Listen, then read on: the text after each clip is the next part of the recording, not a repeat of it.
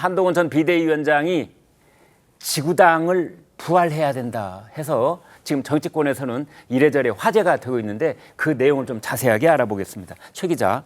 네, 이 지구당이라고 하는 것이 중앙당의 이제 하부 조직인데요. 그동안 이제 각종 논란들 때문에 폐지가 됐었습니다. 아, 그랬군요. 네, 이 지구당 시스템을 부활시켜서 그 목적이라 하면 원외 이제 청년 인사들, 정치 초년생들이 중앙 정치로 입문하는 과정 중에 이게 바로 중앙당으로 올라오기가 너무 구조적으로 힘들다 보니까 지구당을 좀 부활시켜서 원외에서 좀 활동을 하는데 뭐 등용문 같은 역할을 좀 할 수 있도록 도와주는 것이 어떠느냐 이런 얘기를 냈다고 하는데요. 최근 그 당선인들 또 낙선인들과 만난 자리에서 이 같은 구체적인 의견을 한 전 위원장이 냈다고 해서 여러 가지 해석을 또 낳고 있습니다.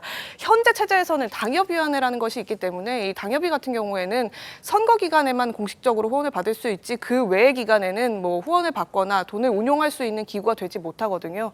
근데 이제 지구당이라는 공식 조직을 뭐 꾸려놓고 여기에 공식적인 후원금도 좀 받게 해준다면 원외 특히나 이제 청년 초년생 정치인들은 이제 자금도 충족치 않고 정치 입문을 하기 위한 그런 운용 기금이 충분치 않다 보니까 그런 선례를 좀 만들어주자라는 차원의 의견 접근이었다고 합니다.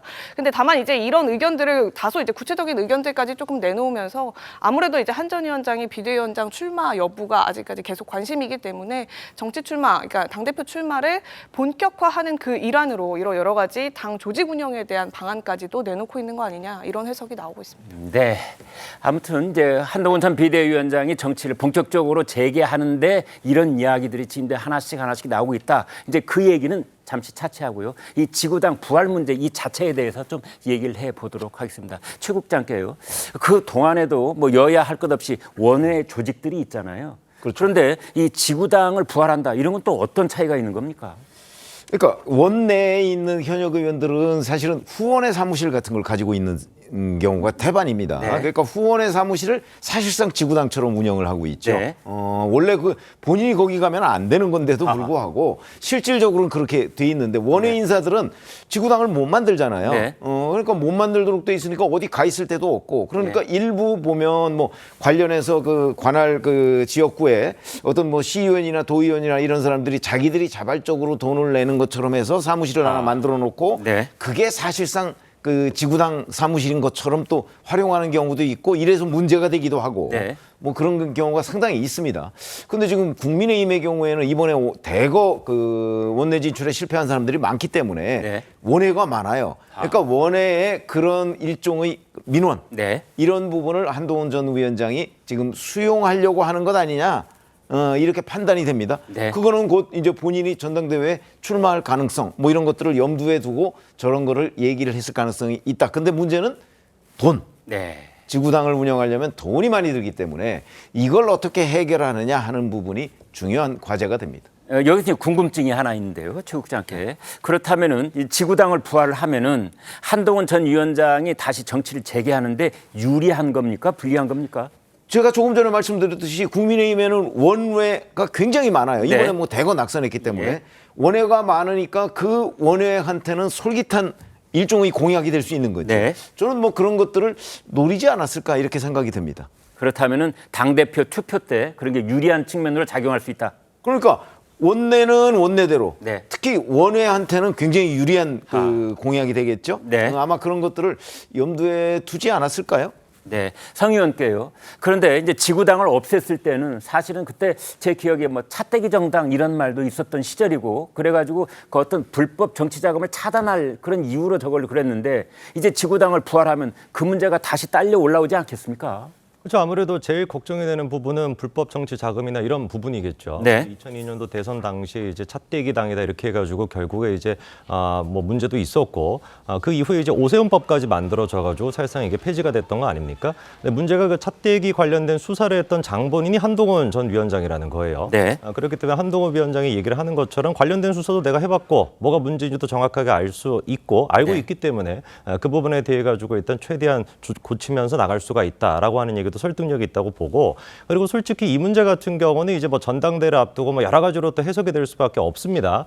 그런데 우리가 또 고민을 해봐야 되는 거는 한동훈 위원장이 과연 전당대회를 앞두고 이거를 정치적으로 얘기했을까라고 하는 문제인데 네. 제가 보기에는 좀 그렇지는 않습니다. 왜냐면은 지난번에 총선 때도 그렇고 이미 한동훈 위원장이 위원장으로 왔을 때부터 계속해서 강조했던 게 뭐였습니까? 불법적인 후원금 문제에 대해서 많이 지적을 했었거든요. 네. 그리고 청년들이 어떻게 해야지 등원할 수 있는지 이런 부분들에 대해서 많이 얘기를 했었고 그래서 북콘서트 같은 걸 통해 가지고 후원금을 많이 가져가는 거에 대한 문제점도 지적하지 않았습니까? 네. 그래서 그런 차원에서 이루어진 어떤 소신적인 그런 행보인 것이지 이게 뭐 제가 보기에는 전당대회를 앞두고 뭐 이렇게 했다 그렇게는 보지 않습니다. 자, 이 문제를 두고 민주당 쪽은 어떨까요? 이재명 대표 또한 지구당 부활이 필요하다는 생각을 밝혀봤습니다. 여야가 공감대를 이룬다면 지구당이 20년 만에 되살아날 것으로 보이는데요. 관련 발언을 듣고 오겠습니다.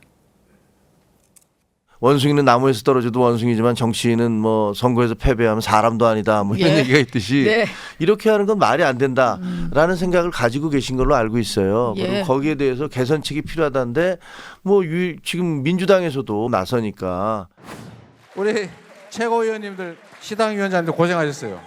오늘은 원래 얘기 들으려고 앉아 대기한 거니까 지구당 지구당 부활 지구당 부활도 우리 중요한 과제입니다. 언제 기회가 되면 다시 또 시간을 만들어서 밤새도록 한번 해보죠. 네, 시간을 만들어서 밤새도록 얘기를 해보자. 특히 이제 지구당 부활과 관해서. 근데 이재명 대표는 굉장히 긍정적으로 지금 얘기를 하고 있는 것 같은데 신현영 의원께 여쭤봅니다. 자, 그러면 이재명 대표 역시 지구당 부활 쪽으로 기울어 있는 것 같은데 왜 그러는 겁니까? 예, 실제로 우리 당의 그 혁신 과제들을 항상 얘기할 때 나오는 게 지구당 부활의 필요성입니다. 아, 예. 왜냐하면은 지금 이재명 대표께서도 부산과 울산에서 지금 이렇게 당원들과 소통하면서 지구당 부활에 대한 얘기가 더 나오지 않았습니까?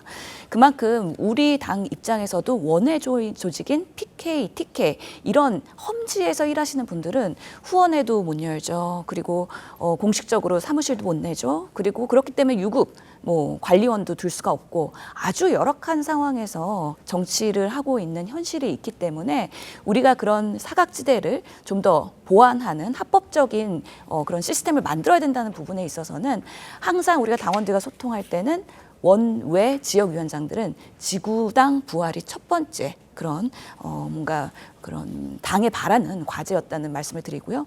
그런 면에서 이 우리 원외 조직들을 잘 아우르고 여기에는 당원들을 잘 아우르고 포섭을 해야 전국당으로서의 거듭날 수 있는 부분이기 때문에 이재명 대표께서도 사실 원내 조직에 있는 소위 말하는 그 중심이 되는 분들보다는 그 외에서 열심히 현장에서 일하는 여러 가지 정치 활동하는 분들을 지원하면서 그들을 포섭하고 싶은 그런 부분들이 분명히 있을 것이고요. 그런 같은 맥락 속에서 한동훈 위원장도 이제 전당대회를 앞두고 전체적으로 그 원외 지역들을 조금 더 아울러야 된다는 필요성을 가지고서는 지구당 부활에 대한 과제를 다시 들고 나온 게 아닌가라는 부분에서 우리가 어떻게 하면은 지금 너무 음성화되어 있는 그런 불법 정치 자금을 오히려 양성하면서 조금 더 공명정대한 그런 원외 조직을 만드는 데 있어서 또 중요한 정치적인 과제가 아닐까라는 생각을 해봅니다. 네. 근데 전 좀 생각이 다른데 아까 영상 보시면 네. 저게 이재명 대표가 지구당 부활에 대해서 긍정적인 사인을 보이고 있는 거라고 해석이 되세요? 저는 아니라고 아닙니까? 봅니다. 저는 아닙니까? 아닙니다. 아, 그래요? 저 때와 장소를 보면 네. 저거는 원외인 사람들을 만난 장소예요. 그렇긴 했어요. 그 원외인 사람들 만나서 지구당 부활 해달라고 하니까 밤새도록 한번 얘기해보자는 거는 저한테는 제가 보기에는 별로 하고 싶은 생각이 없다고 저는 들려요. 아직은 시기상조다. 그건 그 자리에서 예. 그 자리에 있는 사람들한테 약간의 그냥 그 립서비스로? 립서비스 그런 용도이지. 네. 저기서 뭐 그거 한번 얘기해 봅시다라고 하니까 진짜 그런 줄 아는 거는 좀 저 성급한 거다 이렇게 생각합니다. 네. 저도 딱 한 말씀만 보태면 네. 지금 저기 우리 최병무 위원님 생각하고 좀 비슷한데요. 예. 이재명 대표뿐만 아니라 지금 이 지구당의 부활은 오래된 민원입니다. 정치권에서 네. 있어서 여야를 막론하고 그런데 그동안 이게 안 된 이유가 국민 눈높이에 안 맞았다는 것이거든요. 아, 예. 그러니까 지구당이 돈 먹는 하마라는 이런 오명을 어떻게 벗을 수 있는가 하는 부분에 대한 근본적인 해결 방법이 제시되지 않는 한 네. 아마 국민의 눈높이를 맞추는 것에는 좀 어려움이 있어 보입니다. 그렇군요.